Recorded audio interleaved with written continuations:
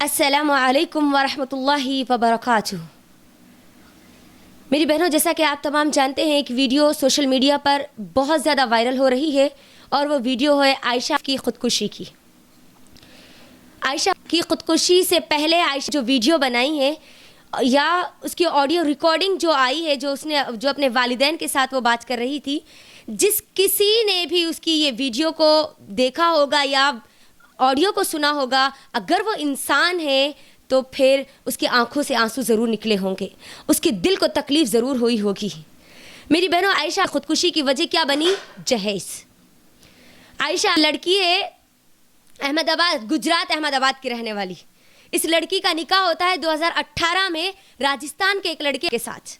निकाह के थोड़े ही दिन के बाद जहेज़ का डिमांड शुरू हो जाता है और फिर उसको निकाह के थोड़े दिन बाद ही मायके लाकर छोड़ दिया जाता है जहेज़ की डिमांड की वजह से।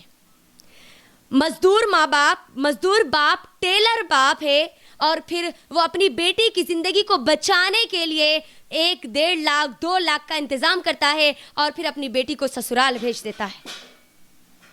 2018 में तो वो कुछ दिन अपने ससुराल में रहती है, 2019 में फिर उसको अपने मायके में लाकर छोड़ दिया जाता है जहेज़ की डिमांड की वजह से।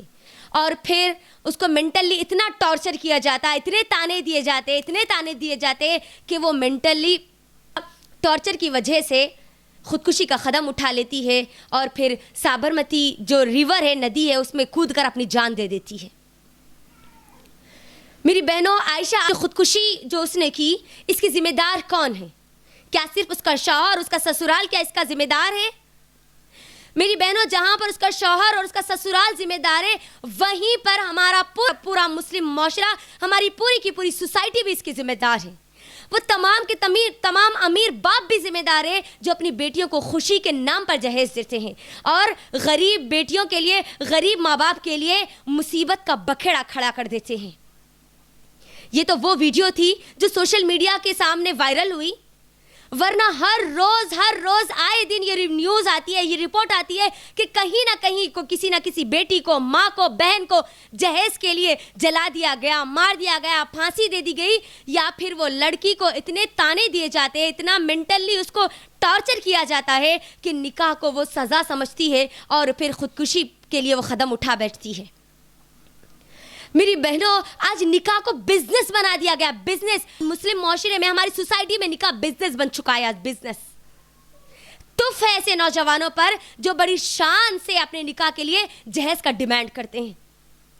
आज अक्सर नौजवानों में जैसे निकाह का ख्याल आता है, चाहे वो नौजवान किसी ऑटो का चलाने वाला क्यों ना हो, चाहे वो नौजवान किसी एक बंडी पर कारोबार करने वाला क्यों ना हो, उसके दिमाग में ये ख्याल आ चुका है कि अगर उसको निकाह करना है तो उसके निकाह के बाद उसके जो बीवी आएगी वो क़ारून के ख़जाने की बेटी होगी, क़ारून की बेटी होगी। हर मर्द की ये सोच, ये फ़िक्र बन चुकी है, ये ख्याल उसका बन चुका है कि वो जिससे भी शादी करेगा वो बहुत सारा माल लेकर आएगी, बहुत सारा सामान लेकर आएगी, बहुत सारा सोना और बहुत सारा दहेज लेकर आएगी। हर मर्द की ये सोच बनती जा रही है। अल्लाह के लिए इस्लाम को तो देखो, हम मुसलमान हैं, इस्लाम कैसे निकाह की हमको इजाज़त देता है, कैसा हमको निकाह का हुक्म देता है। इस्लाम आसान निकाह का तरीक़ा हमको बताता है, लेकिन आज हमने जहेज़ की वजह से निकाह को मुश्किल कर दिया। बेटी को आज बोझ समझा जा रहा है, बोझ, लेकिन इस्लाम में बेटी बोझ नहीं, रहमत है। शादी के लिए बेटी के निकाह पर बाप के ऊपर 1 रुपये का भी बोझ नहीं है, निकाह के लिए 1 रुपये का भी। लेकिन अफसोस, आज हमारे माहौल और माशरे ने उस बाप पर हज़ारों लाखों रुपयों का बोझ डाल दिया, जिसकी वजह से कई लड़कियां मारी जा रही है, जलाई जा रही है, या फिर वो खुदकुशी करने के लिए कदम उठा रही है। मेरी बहनों, निकाह हमारी सहाबियात का भी हुआ ना, अम्मा आयशा रज़ी अल्लाह तआला अन्हा का भी निकाह हुआ, कितना आसानी से निकाह हुआ। दुल्हा है, दुल्हन वहां पर है और सास और ससुर वहां पर मौजूद है। अबू बकर सिद्दीक़ रज़ी अल्लाह तआला अन्हु निकाह पढ़ाते हैं और निकाह हो जाता है। मुझे बताओ, इस निकाह में करोड़ों का, लाखों का कोई पैसे की जरूरत पड़ी? कोई बारात आई, हजारों रुपए के खानों की जरूरत पड़ी, सोने की, सामान की जरूरत पड़ी? नहीं, किसी चीज की भी जरूरत नहीं है। लड़की के निकाह के लिए 1 रुपये की भी जरूरत नहीं, 1 रुपये की भी जरूरत नहीं है। इतना आसान है निकाह इस्लाम में। میری گزارش ہے ان تمام کی تمام میری بہنوں سے جو ایسے حالات سے گزر رہی ہے، جس کو جہیز کے لیے ٹارچر کیا جا رہا، بولا جا رہا، تانے دیے جا رہے، میری بہنوں اللہ کے لیے صبر کرو، لیکن خودکشی کو اپنا حل نہ بناؤ، کیونکہ خودکشی کسی بھی چیز کا حل نہیں ہے، کسی بھی چیز کا حل نہیں ہے۔ ایک آدمی کے لیے، ایک مرد کے لیے اپنی جان کو مکمل طور پر برباد کر دینا، اسلام مجھ کو اس بات کی اجازت نہیں دیتا، ہم کو اس بات کی اجازت نہیں دیتا۔ اسلام خودکشی کو حرام کہتا ہے۔ نبی صلی اللہ علیہ وسلم کی حدیث کے مطابق خودکشی کرنے والے کا مقدر جہنم ہے، اور ہم مسلمان ہیں۔ ایک مسلمان کا گول، اس کا ٹارگٹ اس کی جنت ہوتی ہے، اس کی دنیا نہیں۔ یہ زندگی اللہ کی امانت ہے۔ مجھے اور آپ کو اللہ نے یہ زندگی دنیا میں جینے کے لیے دی ہے، مرنے کے لیے نہیں دی ہے۔ ہمارے تمام کے تمام جو مسائل ہیں، ہماری مشکلات ہیں، ہمارے جتنی پریشانیاں ہیں، ان کا حل ہم کو اسلام میں ڈھونڈنا ہوگا۔ اللہ نے مجھ کو اور آپ کو اسلام میں حل بتایا ہے۔ اگر آپ ایسے حالات سے گزر رہی ہے تو اسلام آپ کو خلا کا طریقہ بتلاتا ہے، طلاق کا طریقہ بتلاتا ہے، لیکن اپنے آپ کو ختم کرنے کا طریقہ نہیں بتلاتا، کیونکہ اپنے آپ کو ختم کرنے سے کبھی نہ یہ چیز حل ہوئی اور نہ حل ہوگی۔ اللہ کے لیے اپنا حل اسلام میں ڈھونڈیے، اسلام میں تلاش کیجیے۔ میری گزارش ہے میری ان تمام بہنوں سے کہ وہ ایسے لڑکوں کا انتخاب ہرگز نہ کرے، ایسے لڑکوں سے، ایسے آدمیوں سے شادی نکاح ہرگز نہ کرے جو جہیز کا ڈیمانڈ کرتے ہیں۔ میری گزارش ہے ان امیر باپ کی بیٹیوں سے، وہ اپنے باپ سے کہے کہ ان کے لیے ایسا لڑکا ڈھونڈے جو ان کی ضروریات کو خود کے پیسوں سے پورا کرے، وہ اپنی بیوی کی ضروریات کو خود کے پیسوں سے پورا کرے، جہیز کی بھیک سے نہیں۔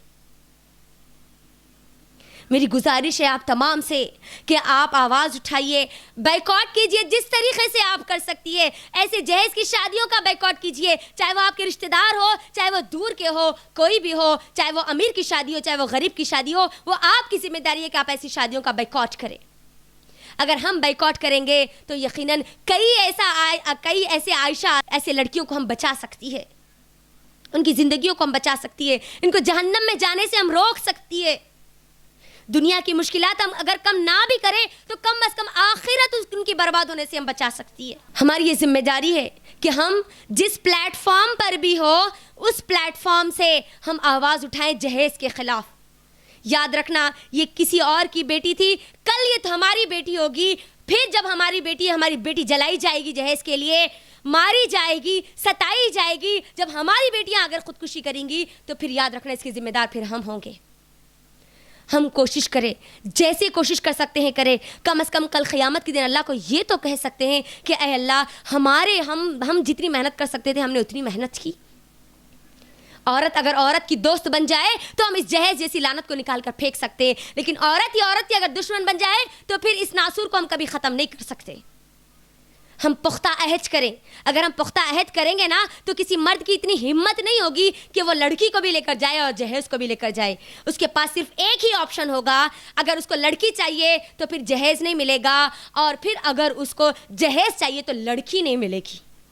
اگر ہم ایسے حالات بنانا چاہتے ہیں تو آئیے اسلام کو پڑھیے، اسلامی تعلیمات کو پڑھیے، اللہ اور اس کے رسول کے قریب آ جائیے، پھر دیکھیے کہ اسلام ہم کو کیا کہتا ہے، کتنی آسانیاں ہمارے لیے فراہم کرتا ہے۔ قرآن کو کھولیے اور ہمارا حل قرآن میں تلاش کیجیے۔ میری بہنوں، اگر ہم اسلام سے دور رہیں گے تو پھر ہم ہمارے حالات کو کبھی بدل نہیں سکتے، ہمارے مسائل کو کبھی حل نہیں کر سکتے۔ لہٰذا آئیے اس کے خلاف آواز اٹھائیے، آپ جہاں کہیں پر بھی ہو اس کا بائیکاٹ شروع کر دیجئے، اور پھر ہماری ہزاروں لاکھوں بیٹیوں کو برباد ہونے سے بچا لیجئے۔ اللہ سے دعا ہے کہ اللہ تعالی ہم تمام لوگوں کو ہماری طاقت کے مطابق ہم کو اس جہیز کے خلاف آواز اٹھانے والیاں بنا دے، آمین۔ السلام علیکم ورحمۃ اللہ وبرکاتہ۔